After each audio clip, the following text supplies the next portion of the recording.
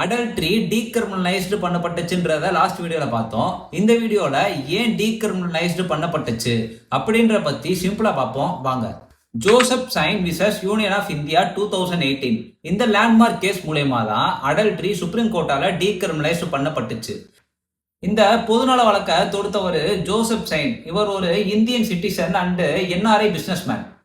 ஒரு மேரிட் விமனோட ஒரு மேல் அடல்ட்ரியில ஈடுபடுறாங்கன்னா அந்த மேல் மட்டும்தான் பனிஷ் பண்ணப்படுவாங்கன்னு ஓல்டு சொல்லுது.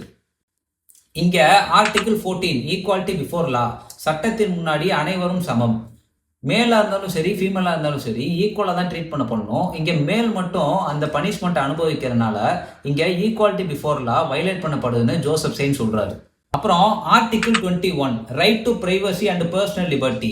இங்க ஒரு விமன் ஒரு அதர் மேலோட அடல்ட்ரியில ஈடுபடும் போது அந்த மேரிட் விமனோட ஹஸ்பண்ட் அதுக்கு அக்செப்டன்ஸ் தெரிவிச்சுட்டாங்கன்னா அது கிரைம் இல்லை அப்படின்னு ஓல்டுல சொல்லுது.